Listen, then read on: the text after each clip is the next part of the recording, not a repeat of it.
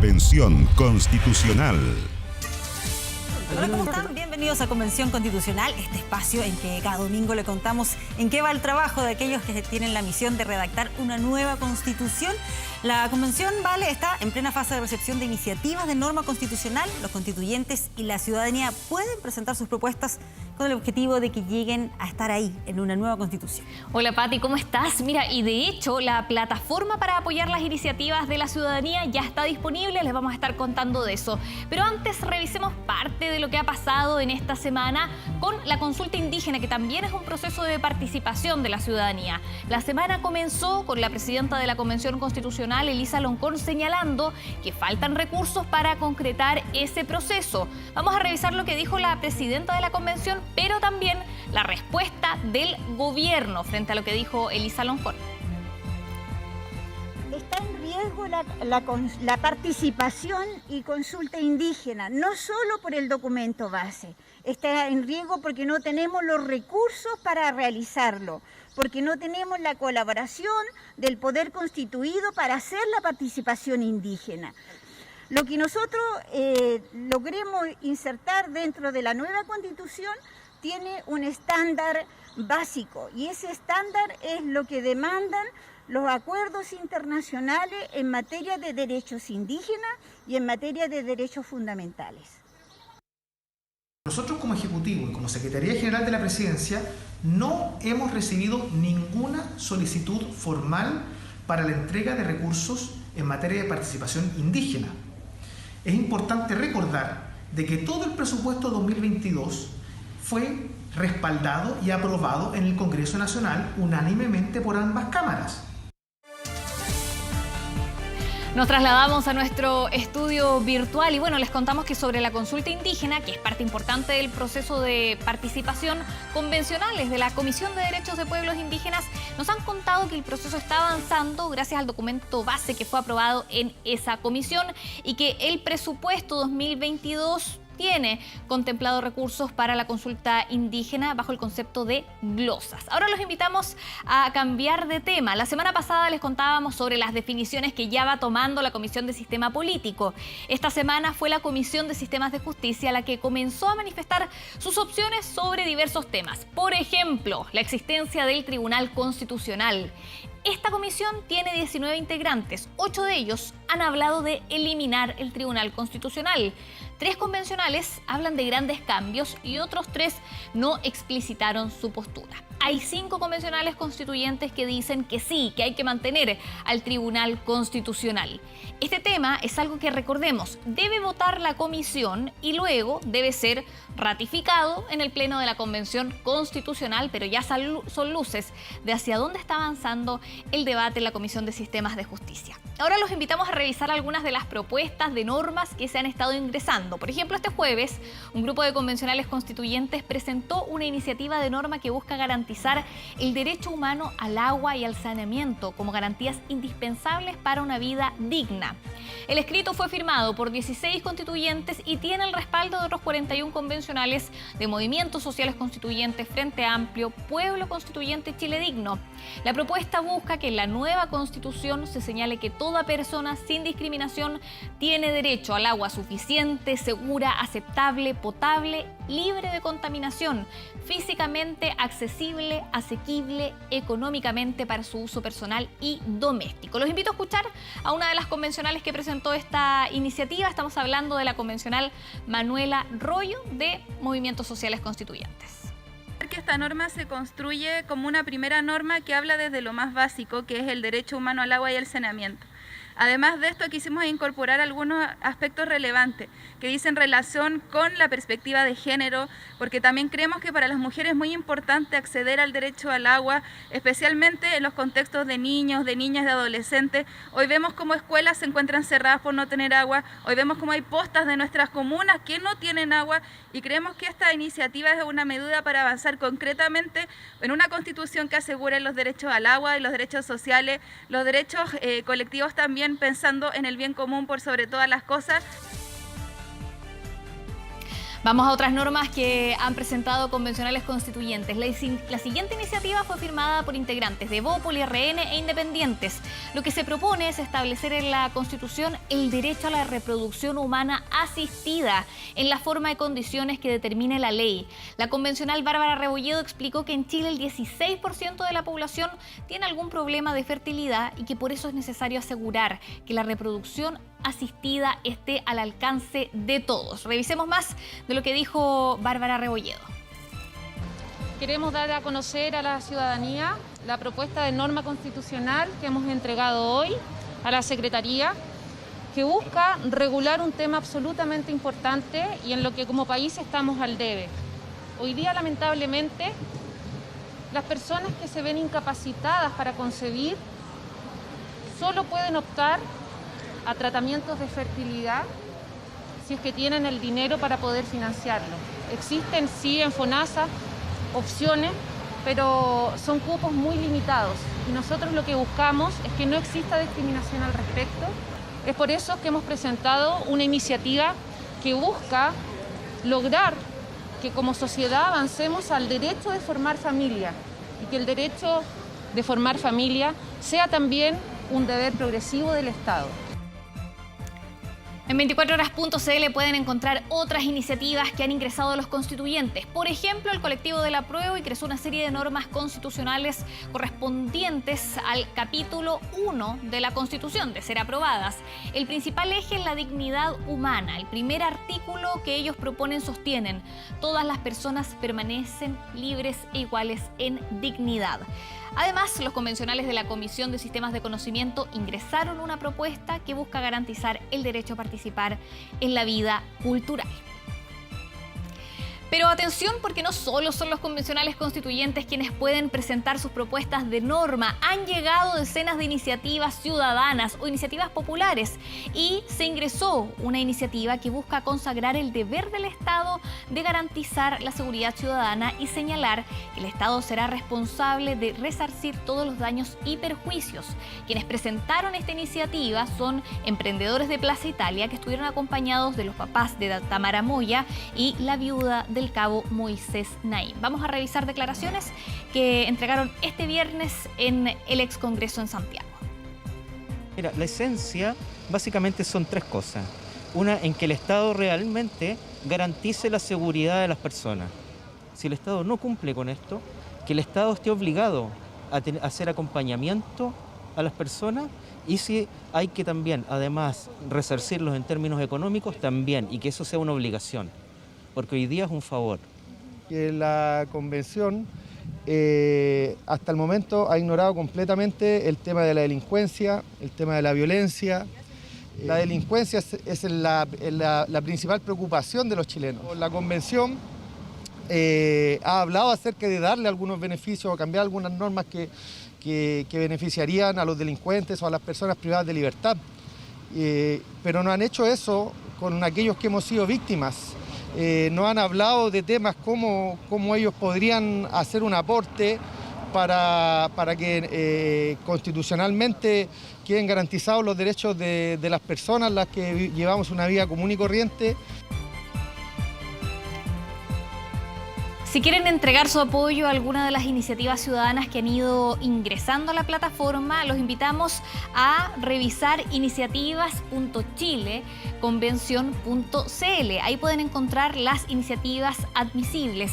Pueden firmar hasta el 1 de febrero y solo pueden dar su respaldo a 7 iniciativas, así que a escoger bien, a revisar. Ahí está la plataforma donde pueden encontrar lo que diferentes organizaciones o personas naturales proponen para el texto de una nueva constitución. Bien, ¿qué viene la próxima semana? ¿Qué pasa la próxima semana en la Convención Constitucional? Les contamos que empieza la tercera semana territorial y además los pueblos originarios van a poder comenzar a ingresar sus propias iniciativas de norma constitucional. Ahí tenemos imágenes de lo que fue esta semana en la Convención, pero nosotros los invitamos a continuar con el debate con Patricia Venegas y un interesante panel.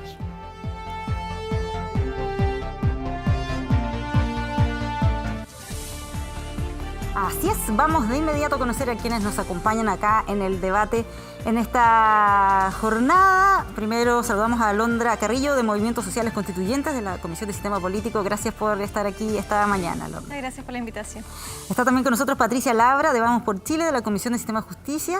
Patricia, gracias por acompañarnos. Hola, muchas gracias a ustedes. Y Ricardo Montero del Colectivo Socialista y coordinador de la Comisión de Sistema Político. Ricardo, gracias también por estar acá. Muchas gracias, Patricia, por la invitación. Vamos a comenzar revisando lo que tiene que ver con estas iniciativas de norma popular y en general lo que estaba pasando con esto de que ya en pleno proceso están muchos enviando normas, pensando en normas para la nueva Constitución. Veamos esta nota que preparó Kevin Felgueras para ver en qué va ese tema. Que el Estado realmente garantice la seguridad de las personas, que no queden espacios para que se comprenda cualquier otra cosa. Para que nuestra situación de las personas con discapacidad quede reconocida constitucionalmente. Solo 2 de las decenas de iniciativas populares de normas constitucionales que han sido presentadas, ideas expresadas por la ciudadanía a través de un proceso de participación activa que permite plantear propuestas para que éstas sean parte de la nueva Carta Fundamental. Tenemos que estar contentos de tener ahora una constitución que jamás fue debatida, en la que no participaron mujeres, en la que no participó la ciudadanía, a tener una opción de un proceso abierto como el que tenemos hoy. Desde el principio dijimos que la sociedad civil tiene que participar de este proceso porque tiene mucho que decir y tiene que ser una participación incidente. Proceso abierto hace unas semanas que ya cuenta con casi un centenar de iniciativas. Las ideas sobre derechos fundamentales son las que generan mayor adhesión hasta ahora, algo que motivó incluso al padre de Tamara Moya, niña de 5 años asesinada tras un portonazo, y también a la viuda del cabo Naín a unirse a la petición de dejar en la nueva Constitución el deber del Estado de garantizar la seguridad de las personas y proteger a las víctimas de la delincuencia. Cada vez que una víctima tiene que recurrir al Poder Judicial, tiene que cruzar los dedos para que hayan fiscales que se tomen en serio el trabajo. Soy víctima, mis hijos son víctimas, no pido justicia y que el día de mañana llegaran a encontrar a ellos que no tengan beneficio. Eso es lo que estoy pidiendo, que no tengan beneficio. Cualquier persona natural o agrupación puede presentar una iniciativa popular de norma inscribiéndose en el Registro Público de Participación, que es el primer paso. Luego se debe completar un formulario, indicar los fundamentos de la propuesta, una reseña de quienes la proponen, la historia de la iniciativa y un articulado para la nueva Constitución. Tras esa inscripción, la propuesta debe recibir el respaldo de 15.000 firmas como mínimo de ciudadanos de al menos 4 regiones del país hasta el 1 de febrero. Espero que se pueda extender unas 2 semanas más allá del 1 de febrero para que más gente pueda participar y hacerse presente en este proceso. Iniciativas que están fortaleciendo y enriqueciendo el debate al interior de la Convención Constituyente con especificidades que no estaban presentes. Iniciativas que van desde asegurar el derecho al agua potable, un sueldo digno, una educación feminista y laica, hasta ideas tan particulares como el derecho al descanso y el ocio, separar el Congreso por áreas temáticas, una democracia digital directa a través de los celulares o añadir en las papeletas electorales la opción de ningún candidato me representa. Todas son bienvenidas. Después son analizadas, algunas van a complementar a otras y finalmente, bueno, el Pleno decidirá sobre ellas. Es importante para nosotros desde un primer momento que la ciudadanía participe. Que los parlamentarios vivan en el territorio que representan al menos 10 años o que el presidente no pueda sacar de sus cargos a autoridades electas popularmente. Algunas de las ideas que esperan patrocinio de los chilenos y chilenas mayores de 16 años o extranjeros residentes. Cada persona puede proponer o firmar hasta 7 iniciativas. ¿Y qué pasa con los pueblos originarios? Ellos tendrán un proceso que se abrirá el próximo lunes con requisitos distintos. A lo menos 120 firmas o con el patrocinio de 3 comunidades indígenas o 5 asociaciones indígenas o 3 organizaciones tradicionales de cualquiera de los pueblos. Iniciativas populares de normas que, de lograr cumplir con todos los requisitos y firmas, deberán ser analizadas y votadas en la Convención Constitucional y, quién sabe, votadas por los chilenos en el plebiscito que va a determinar si Chile tendrá o no una nueva Constitución. Bueno, ahí veíamos lo variado de estas ideas que ya se están presentando. Por un lado, los convencionales constituyentes pueden hacerlo también la gente en el mecanismo que comentaba ahí Kevin Felgueras, pero me gustaría conocer de parte de ustedes qué le parece este proceso, cómo se está desarrollando.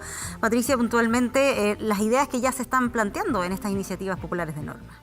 Sí, la verdad es que yo estaba muy expectante para poder saber cuáles eran las iniciativas populares de norma, porque algo que a mí me ha gustado mucho difundir es que la gente pueda participar en el proceso a través del ingreso de esta iniciativa, que en general no tiene requisitos formales muy difíciles, y que también los mismos grupos que las promueven puedan también ir difundiendo para llegar a conseguir las 15.000 firmas de 4 regiones, que es una cifra importante, pero yo creo que es posible, así que es un proceso que yo valoro mucho, creo que es parte de la esencia de la nueva Carta Magna que nosotros vamos a tener. Sí. ¿Cuál es, Alondra, la evaluación que tienes y qué es lo que va a ocurrir después? ¿Cómo se va a manejar toda esta información, estas ideas tan variadas que van a ir llegando?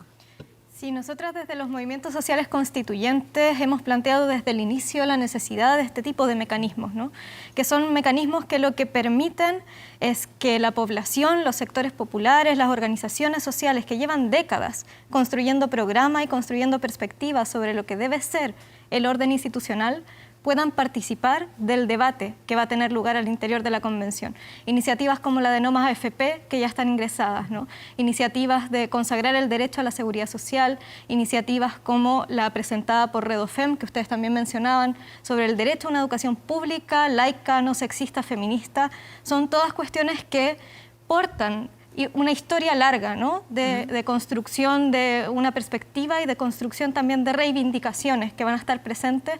Es complejo, ¿no? Porque luego van a tener que participar del debate, pero entran en igualdad de condiciones. Es decir, si una iniciativa reúne 15.000 firmas, entra al debate de la comisión como si fuese una iniciativa presentada por los constituyentes y debiera también poder ser defendida en la comisión por quienes la presentaron.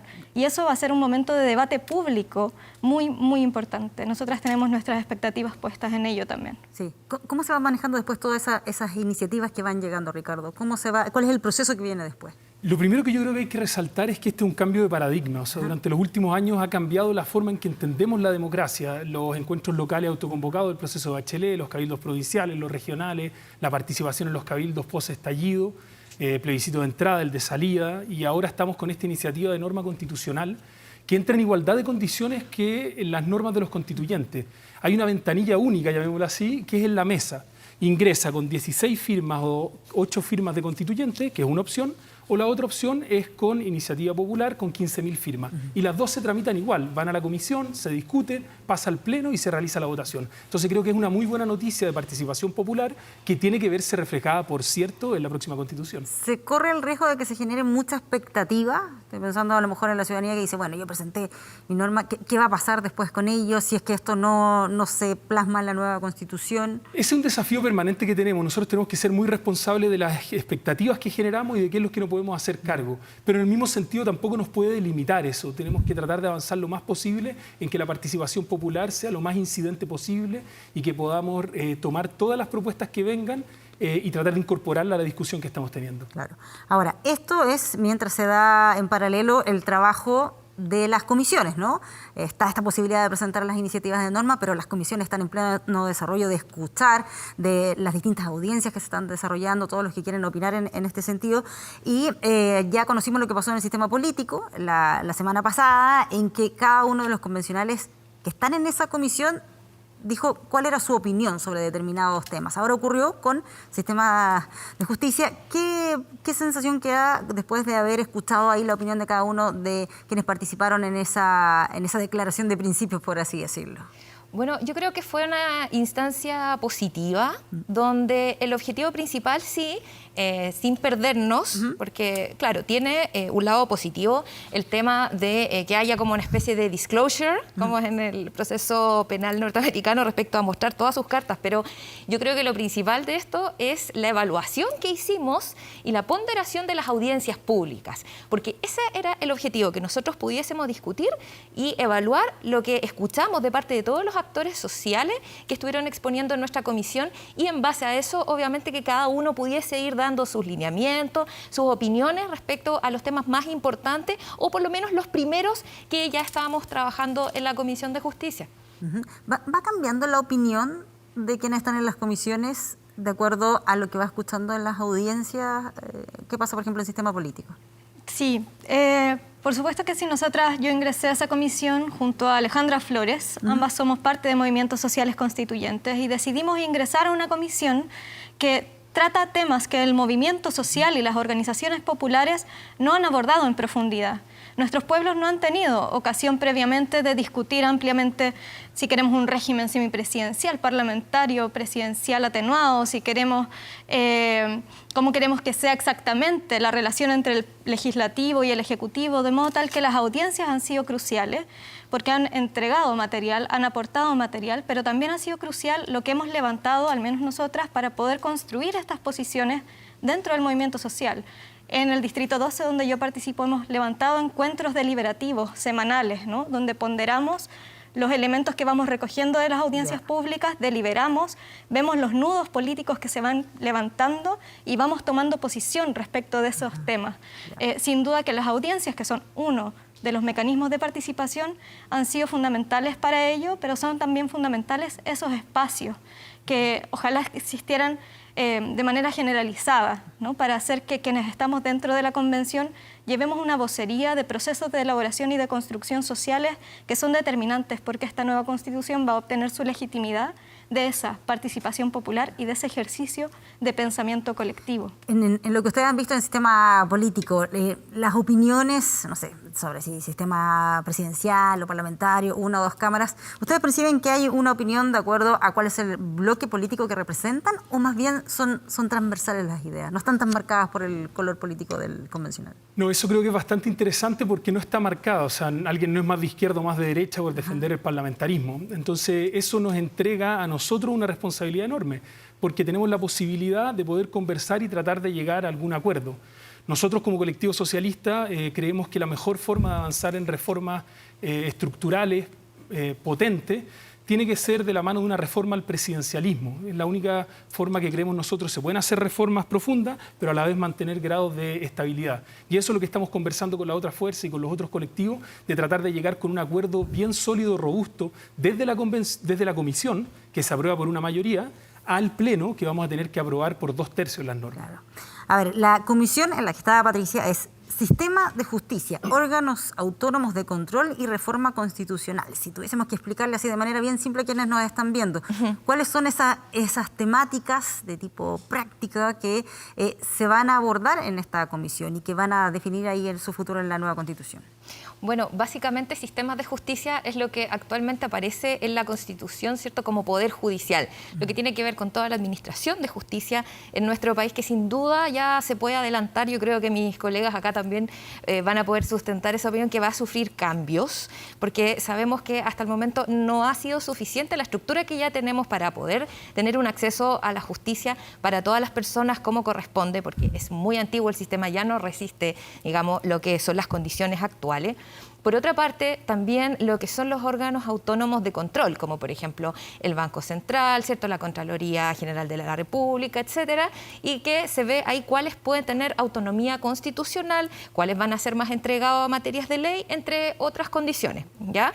Y finalmente, reforma constitucional, que puede sonar tal vez una materia un poco más pequeña, pero en verdad es súper importante, porque de ahí van a salir, por ejemplo, los quórums, los procedimientos para el día de mañana, si es que la Constitución tiene que ser modificada, en qué condiciones, y probablemente también lo que son las normas transitorias, respecto de cómo se van a ir implementando los cambios en el tiempo y respecto de las nuevas disposiciones que vaya a tener la Constitución que salga de este proceso. Todo eso se resuelve en esta comisión, que después obviamente son temas que van a pasar también al Pleno. Hay armonización también. Además, está esa etapa de armonización, sí. No, es que eso no es así. El otro día en el Pleno lo discutimos ampliamente, ¿no? De hecho, tuvimos un debate al respecto. Las disposiciones transitorias, es decir, cuál va a ser el proceso mediante el cual se va a implementar la nueva Constitución, que es una cuestión fundamental. Es materia de discusión de cada una de las comisiones.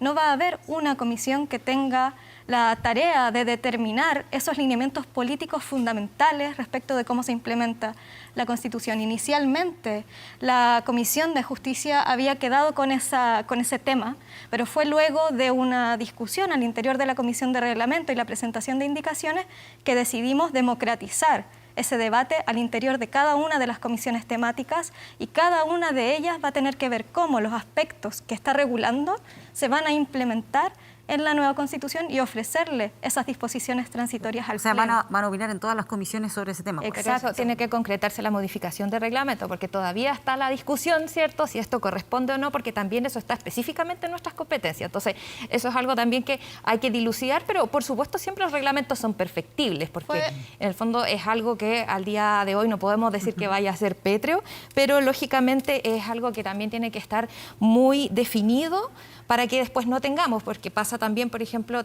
para no tener problemas, como ha sucedido con la justiciabilidad, los mecanismos de justiciabilidad de los derechos, que también se ha dicho que cada norma viene con su mecanismo, tiene que pasar por justicia, entonces ese tipo de cosas también va a ser importante después armonizar. Respecto de eso, por supuesto que puede haber una discusión, pero hubo una votación en el Pleno que por 127 votos a favor remitió la primera iniciativa que trata materias de disposición transitoria sobre los cargos de elección popular a la Comisión de Sistema Político. De modo tal que hubo ya una primera sanción de ese debate y seguramente va a avanzar en esa dirección en función de la amplísima e incontestable mayoría que tuvo en el Pleno. Sí, claro. Pero todavía falta hacer la modificación de reglamento. Pero es que vamos a ver ahí cómo evoluciona eso, pero no me quiero saltar los planteamientos sobre ciertos aspectos de contenido muy específico que la gente a lo mejor está escuchando. Por ejemplo, lo del Tribunal Constitucional. Su futuro se elimina, se modifica, permanece tal cual está. Eso se resuelve o se plantea una alternativa en esta comisión, ¿no? Por supuesto. ¿Qué opinión tienen al respecto para que vayamos también aterrizando los temas? A ver, respecto al Tribunal Constitucional, yo creo que la forma que está ahora no da para más. O sea, es imposible que continúe el Tribunal Constitucional como está ahora.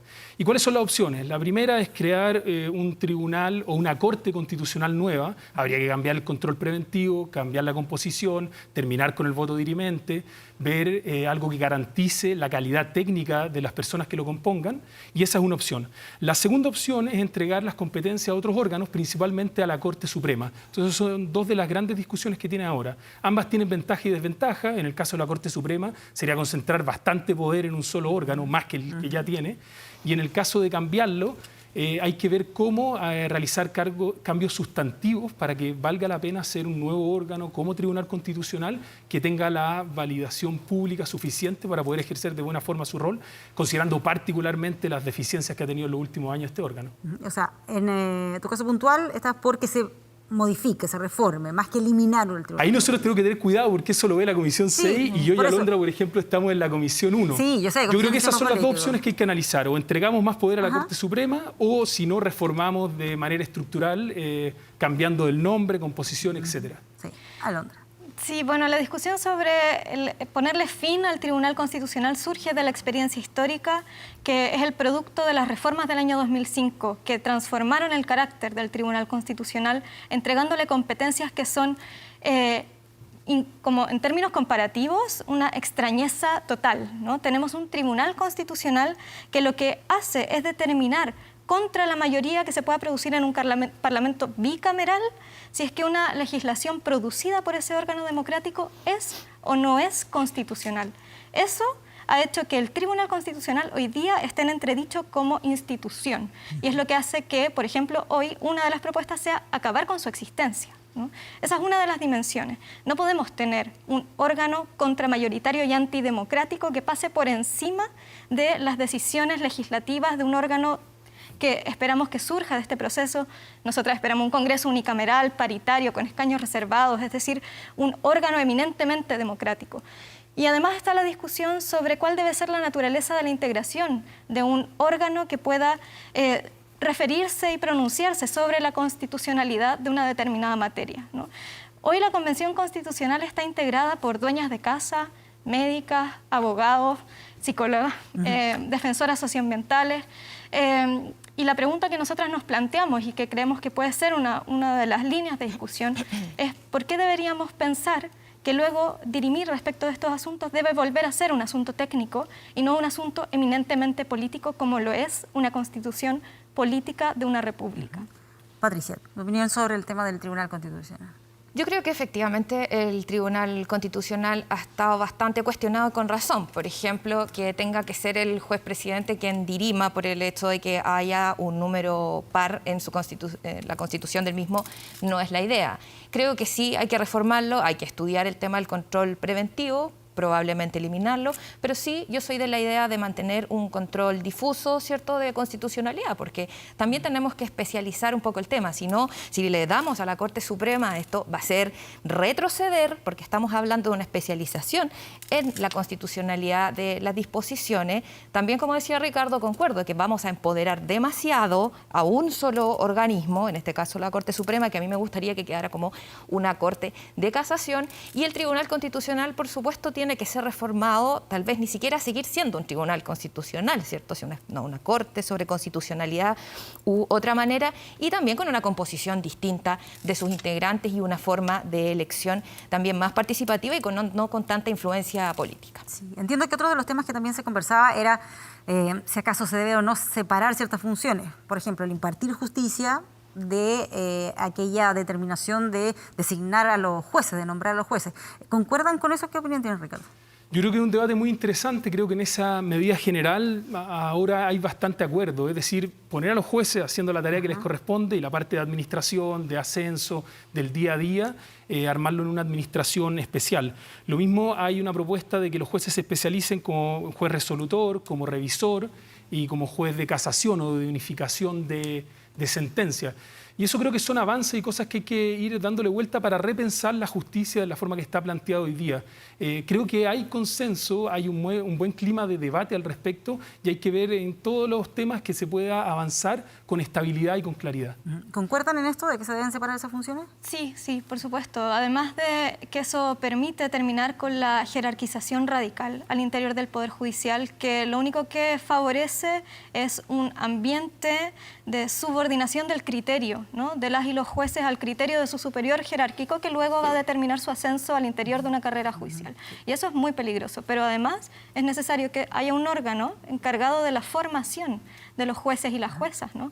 Eso va a ser fundamental en este proceso. Vamos a emanar de este proceso una justicia con perspectiva de género y enfoque de derechos humanos plurinacional, y la formación de quienes tengan a cargo impartir justicia en este nuevo orden constitucional va a ser un elemento central. Se habla de crear una instancia que se podría llamar como Consejo de la Justicia, algo así. Sí, consejo también puede ser Consejo de la Magistratura, Consejo Superior de la Judicatura, entre otros, que afortunadamente yo he visto que hay mucho consenso también, aparte de nosotros como convencionales, en los actores sociales, las distintas organizaciones, tanto como lo ven la ciudadanía y como lo ven, por ejemplo, los mismos profesionales del Poder Judicial, los magistrados, entre otros. Yo fui abogada litigante particular en su momento, como cualquiera de muchos los que comenzamos con la carrera, también usuaria del sistema de justicia, y está súper claro que esto tiene que modernizarse. Necesitamos más independencia de los jueces. Yo valoro mucho el trabajo, pero creo que esto es perfectible y ellos mismos están de acuerdo. Entonces necesitamos este organismo aparte que vea el tema de las evaluaciones, de los nombramientos, que tenga altos estándares, como por ejemplo los procesos de alta dirección pública, para poder ir avanzando a un sistema judicial más moderno, donde podamos tener un acceso efectivo a la justicia. Y de ahí también después va a tener que producirse todo lo que es un proceso de adecuación legislativa, porque también va a haber a lo mejor materias más pequeñas donde lo macro se va a poner en la Constitución, pero también vamos a tener que ir evolucionando en otras cosas, como por ejemplo lo que es el arbitraje forzoso, que son cosas mucho más pequeñas, pero yo creo que va a salir todo de esta gran base, que es la Constitución, y en la modernización que vamos a tener de nuestro sistema de justicia. Esto es en la Comisión de Sistema de Justicia. ¿Qué es lo que se viene para esta semana en la Comisión de Sistema Político? Entiendo que esta semana que pasó estuvieron recibiendo ahí, por ejemplo, al ministro Osa, siguen las audiencias en desarrollo. ¿Qué es lo que ocurre ahora? Sí, hemos tenido un periodo bien interesante. Comenzamos la semana pasada discutiendo entre nosotros y poniendo posturas en común, viendo dónde estaba cada uno, y fue una jornada muy gratificante. Esta semana recibimos a poderes constituidos. Fue el ministro Osa en representación del Ejecutivo, fue el director del CERVEL también, recibimos la visita de gobernadores y de alcaldes. La próxima semana es territorial, comienza mañana y vamos a estar en cada uno de nuestros distritos. Y la que sigue vamos a recibir a la presidenta del Senado, al presidente de la Cámara de Diputados, y también cursamos invitaciones a los expresidentes para que nos acompañen en la comisión y nos puedan contar cómo ven ellos un nuevo régimen de gobierno para Chile. ¿Qué te parece eso, Alondra? Que puedan ir los expresidentes a en el fondo contar su experiencia, porque la comisión de ustedes tiene que tomar decisiones en esa estructura.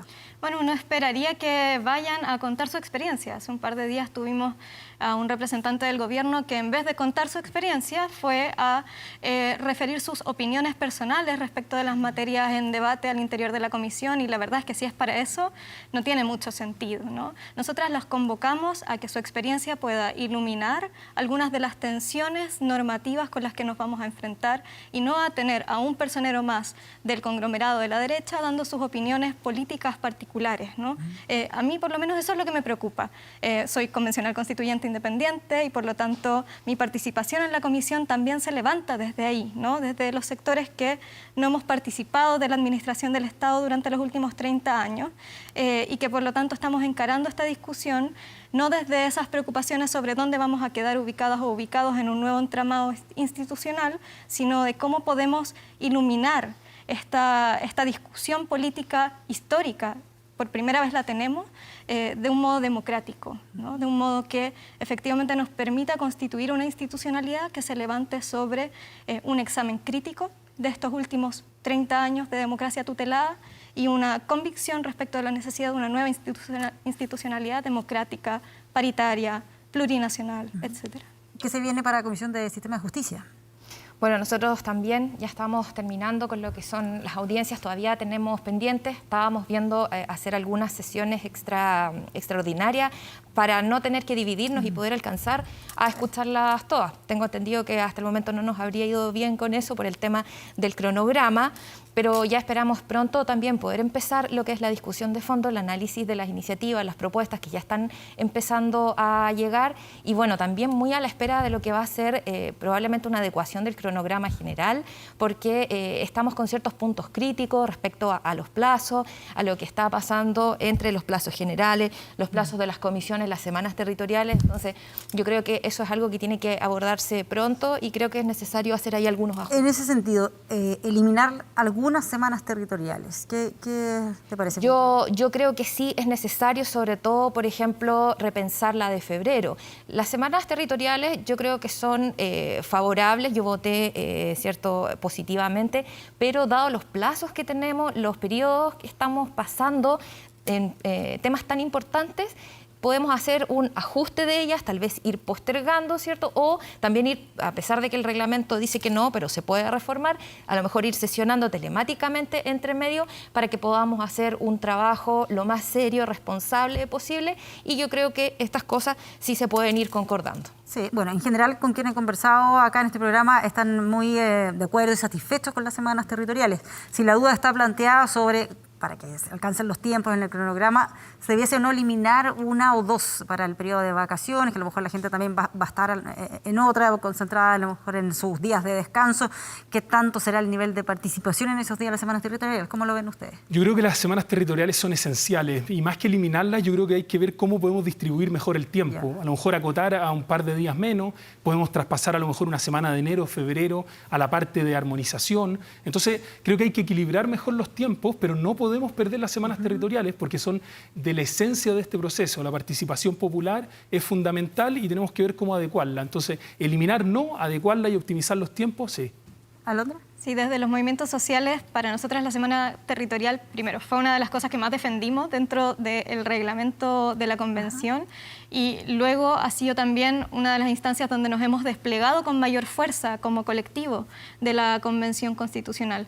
Estamos dispuestas a que podamos examinar la posibilidad de regendarlo y nuestra propuesta es que las semanas que se muevan, no que se eliminen, se muevan de febrero hacia el final de del calendario, del cronograma, tengan la función de permitirnos llegar a la población con el producto de nuestra discusión y hacer un trabajo que lamentablemente no se ha hecho con toda la potencia histórica que debería tener, que es llevar a cada rincón del país esta discusión histórica, involucrar a la población en lo que va a ser la determinación de un nuevo Estado para nuestro país, escuchar también lo que se tiene para decir en ese último tramo y volcarnos a ese trabajo, ¿no? Ese trabajo comunicacional, político que allane también el camino, ¿no? Para que la gente llegue informada al plebiscito de salida, que yo creo que va a ser uno de los desafíos fundamentales que vamos a tener de cara al final del proceso. Claro, porque en el fondo la idea de estas propuestas de eliminar la semana territorial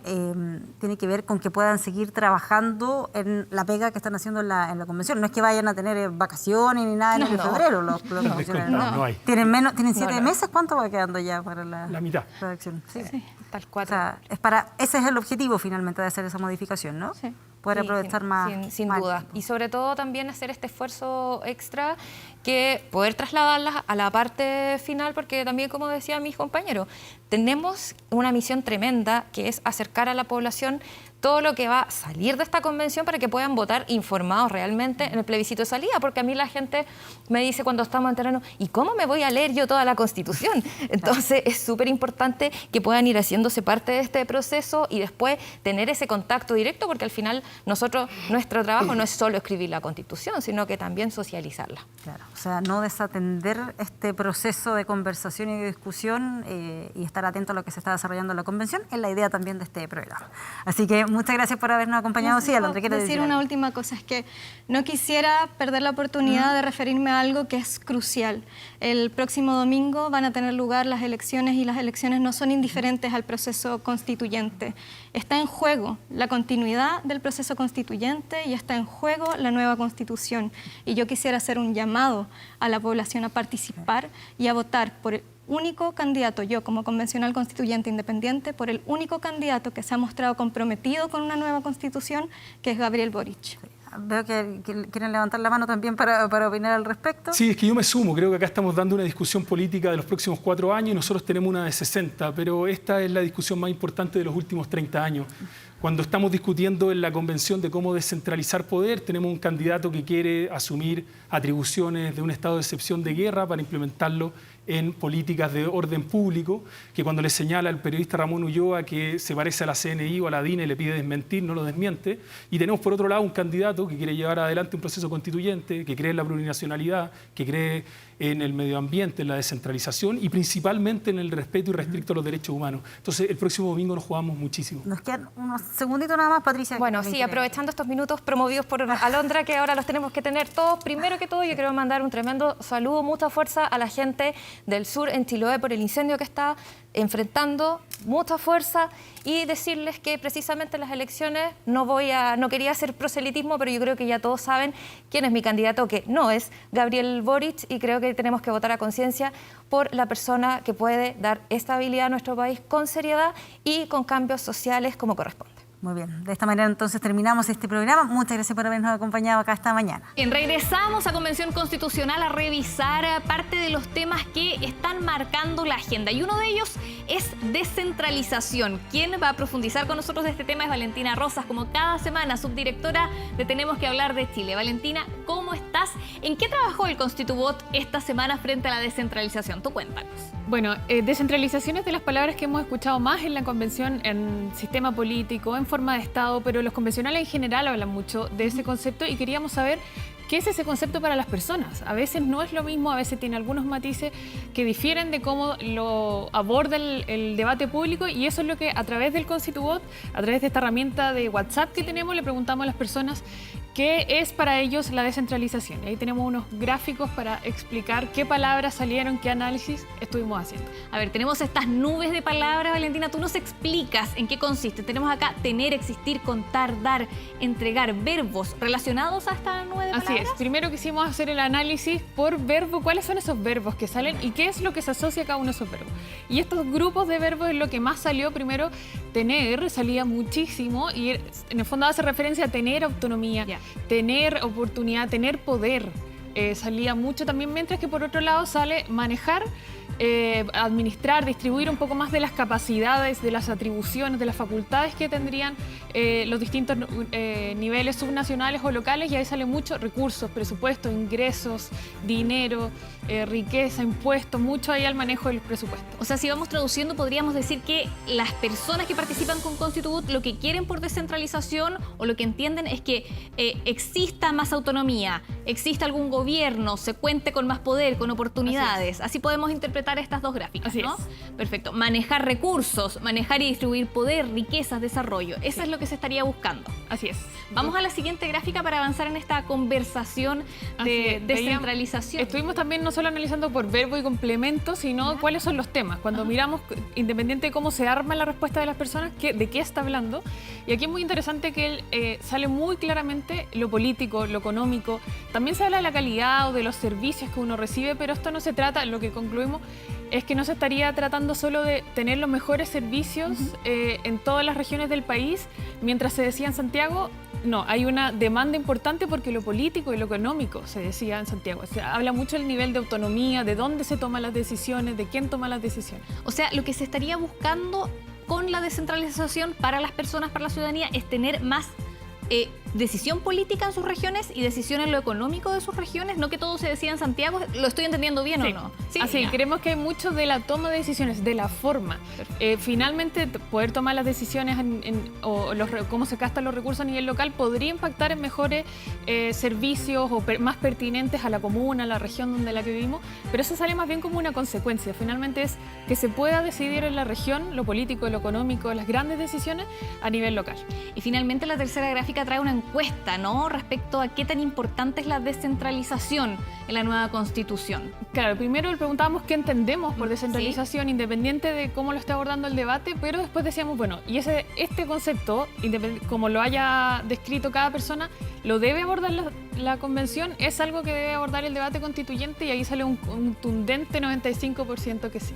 Es un anhelo la descentralización. ¿Cómo materializarla? Es el desafío de la Convención Constitucional. Así es, vemos que es un anhelo tanto en los convencionales, porque se ha hablado mucho, pero también en la ciudadanía y con aspectos bien claros como los que hemos comentado. Valentina Rosas, como cada semana, gracias por esta conversación y análisis de lo que está pasando en la Convención y también lo que pasa con la ciudadanía. Hablábamos del ConstituBot, es el chatbot de Tenemos que Hablar de Chile. Recordemos esta plataforma de la Universidad de Chile y la Universidad Católica que nos da información gratuita y oportuna del proceso constituyente y que además nos permite participar y traducirlo acá al programa de Convención Constitucional que tenemos en Televisión Nacional de Chile. Además del chatbot, los invitamos a ingresar a 24horas.cl, donde tenemos más información del proceso constituyente. Ahí está el chatbot, el número al cual agregar al celular para empezar el diálogo con Tenemos que Hablar de Chile. Bueno, y estamos así llegando al final de esta edición, pero como siempre les recordamos, hay más antecedentes sobre todo lo que está pasando en la Convención Constitucional, hay en 24horas.cl. Pero, ¿qué es lo que se viene para esta semana, Valentina? Atención, porque se viene semana territorial, Pati. Los convencionales van a estar desplegados en regiones y además desde el lunes los pueblos originarios también van a poder presentar sus iniciativas de norma constitucional. Perfecto, seguimos atentos a todo eso, Valentina. Y a ustedes muchas gracias por habernos acompañado este día.